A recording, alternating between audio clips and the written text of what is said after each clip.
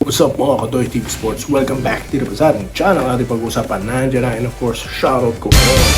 At ito po ang ating actual subscriber count na marami po ang nagre-respond. Maraming salamat po ha. Alright, kung hindi pa po kayo followers or subscribers, papindot na lang po na subscriber at follow button. Kung kayo sa Facebook, libre po yan, walang bayad, promise.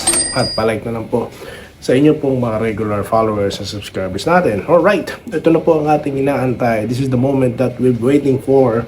Alright, ang bakbagang Gilas Pilipinas All Filipino. Okay, laban na naman po. Lalabanan nila ay ang Jordan.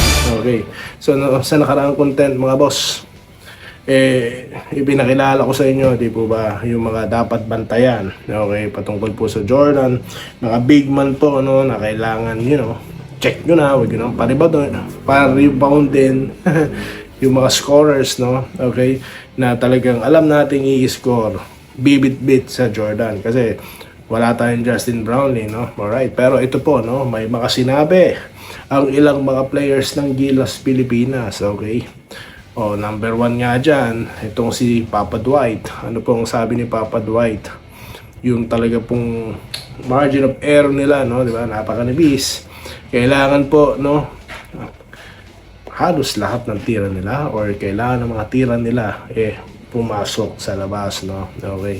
Speaking of tira sa labas, yan din po, no, ang inaasahan dito naman kay Carl Tamayo, di po ba, na matatandaan natin na ilang minuto lang po naglaro si Justin Pinoy Brownlee nung nakalaban po nila.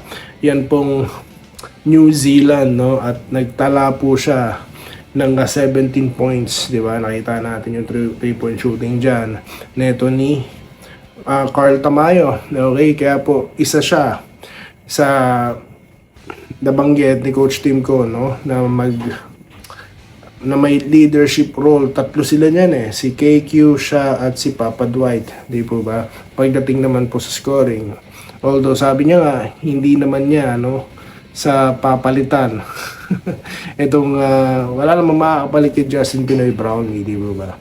Okay, kasi nga of course I truly agree din, wala naman talaga, pero yung role na ibibigay sa kanya, di ba, yon ang gagawin niya. Kasi nga naniniwala siya na hindi lang naman siya ang scorer dyan, di ba?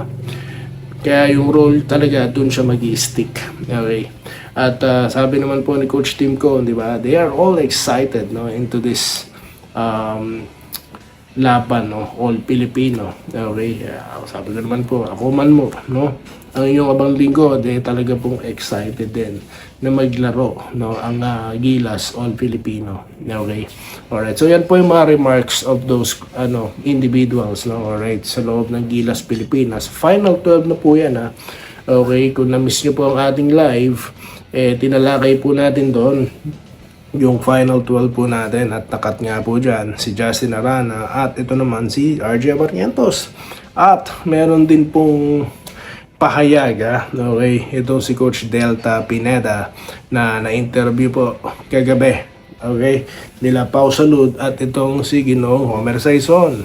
At expected na rin nila, no, when they heard that Kai Soto, no, bumalik na siya, ina-expect na nila na posible nga po, no, na makat itong si Justin. Kasi nga po, ang kanya pong posisyon, ng role na kanyang gagampanan, big man, di ba ba, nandiyan na si Kai. Nabanggit na rin po natin to, no.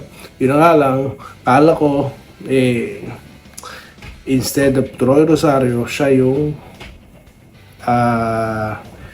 makakapasok, or instead of Balti, siya po.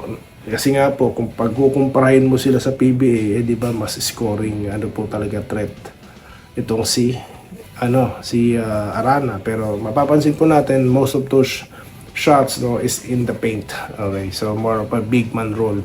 Kaya po, naintindihan niya ni Coach Delta, no, after all, talaga pong very supportive lang siya, no, okay, sa ating basketball. Ayan po, maganda. So, hindi lang MVP, hindi lang SMC, No, meron na tayo ngayon ng Ginoong Delta Pineda na nakasupport, no, dito po sa ating Philippine basketball. Kaya bakit kaya naman tayo panghihinaan ng loob?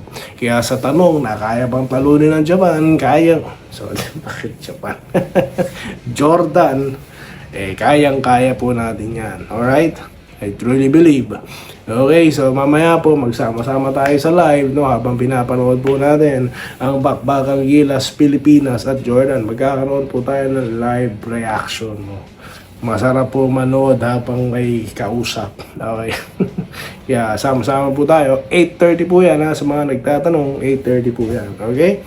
So yan na po ang ating topic for today. Let me know your thoughts, no? Comment na po kayo, babasahin ko sa next content or even sa live session natin mamaya.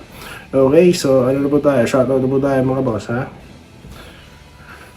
Maraming salamat po sa mga sumama sa ating live, no? Ang dami pong sumama, no? Ako po na-appreciate ko po, no, inyong pagsama. Okay? Alright.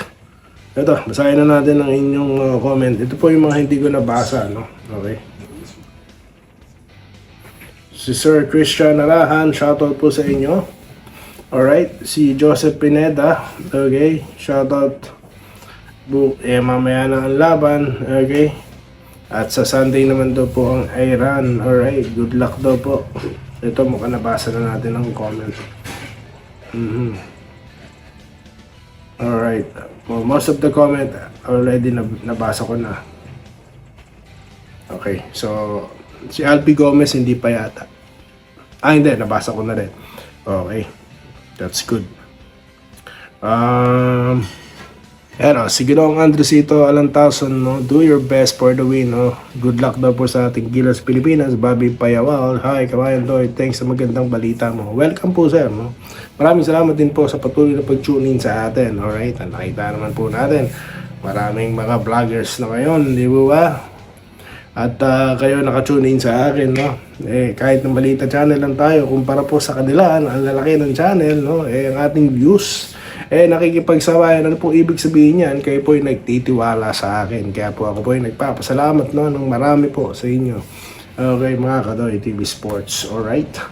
Kita nyo naman sila, 1 million, almost 1 million subscribers, million followers.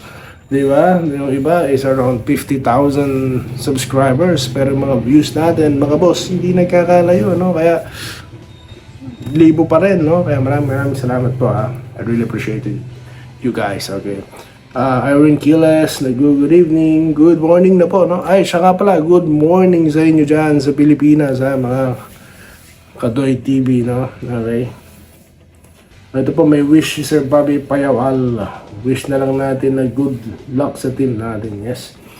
Si Jonathan De Castro, good day boys. Idol, okay lang, nasubukan. Okay, sa susunod na lang daw si Abarientos. I don't think, no, makakasama si Abarientos sa next. Kung, you know, nakita naman po na, nabanggit ko na sa live, di ba? Yung mga promising point guards po natin na may mga heights pa. May mga height, no? Okay? At we don't know yet, no? Alright. Lalo nag-i-struggle siya sa PBA, di ba? Yung kanyang scoring. So, let's see.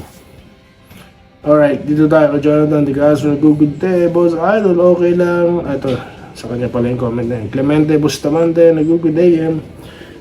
Doy, ano po to? Hindi ko po maintindihan.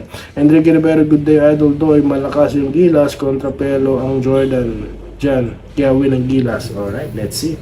Albert de los Rios, kaya daw po. Alright. Nori Evangelista, kaya daw po. Okay. Ayan po, sinasabi natin, game changer talaga. Ito si Kai Soto. Kamusta dyan? From Japan po ba? Hindi. Hazan, KSA.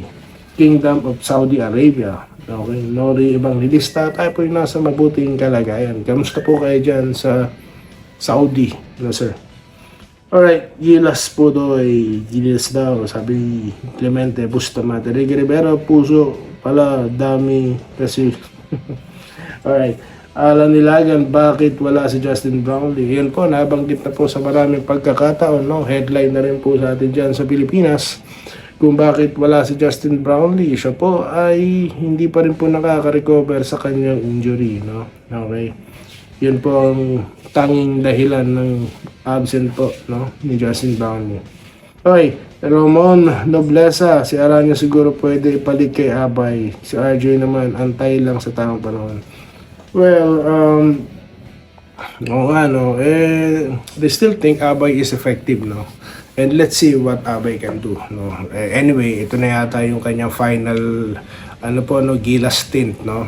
It's about time naman na, no? Marami ng big man, Nandiyan na sila, Gio Chu, di ba? Alright. Okay, dito tayo. Ayan, si Justin Arana, di ba? Albert Dagupan, boss, bakit hindi gumawa ng paraan ng SBB na malabo pala si JB? Sana, ano po to?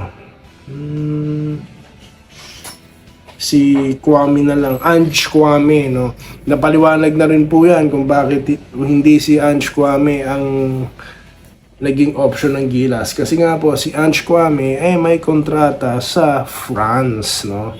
Okay. Yan po yung sinabi po natin, no, sa mga nakaraang content natin, na sana po ang ating mga naturalized players is standby po sana sa Pinas. Ano po ibig ko sabihin?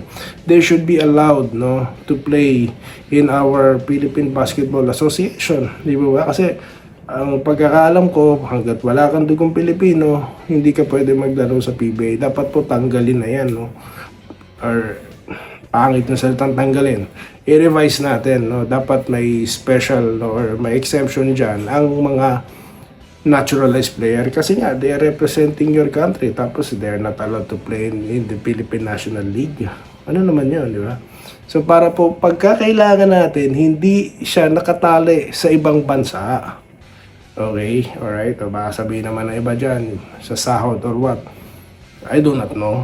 But at least kung sila po ay maglalaro na sa PBA, nandyan lang sila. Diba? They can be top anytime. Di ba?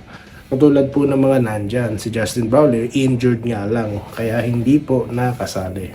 So, parang hindi na sila maglalaro overseas anywhere. Di ba? Kasi kaya naman pa silang pasahurin sa Pilipinas. Di ba? And they should not play as import. No? They should be played as locals para lagi sila available. Agree po ba kayo sa sinabi ko? Comment na po kayo dyan sa ating comment section. So yan po ang dahilan kung bakit wala si Ange Kwame. Okay? Ginoong Alberto Dagupan. Alright? Albert de los Rios, hindi naman naging head coach si Alapag sa NBA, wala pa iba. Yun nga po, no? Kasi yan Yan po lagi nating sinasabi na alam nyo, si Jimmy Alapag, hindi naman po, is not a bad idea for him to be a head coach in the future ng Gilas. No? Wala naman pong problema. Ang problema kasi po, ang dami po mga vlogger, mas sinasalsal yung issue na yan, na si Alapag daw palitan itong si Coach Tim ko. Bastusan na nakita niya, magsisimula na window ng Gilas, tapos may mga ganyan silang mga narratives, no? Okay? Sana patapusin muna itong window na ito at yung Asian Games, tsaka natin ito pag-usapan. Di po ba? Kasi yung tinatanggal nyo, yan po ang nagbigay ng gold sa atin, no? Kaya nga tayo ang magdedepensa sa gold this coming Asian Games Di po ba? So yun lang yun. Okay? So tignan muna natin ang performance, tsaka natin pag-usapan niya. Respeto naman. Okay? Suporta na lang muna ang iba to nyo. Okay naman, basta for the content lang anyhow na kayo. Anyway, so yan po. Sir, maraming salamat sa comment nyo at yan po ang ating sagot. And let me know your thoughts mga boss. Comment na po. Babasahin ko sa next content. Ito po ang Doy TV Sports. Magkita-kita po tayo mamaya sa laban po ng Gilas Pilipinas versus Jordan. Salamat po. Good morning po sa inyo lahat. Salamat po sa panonood. Subscribe na para sa mga susunod na basketball at boxing videos.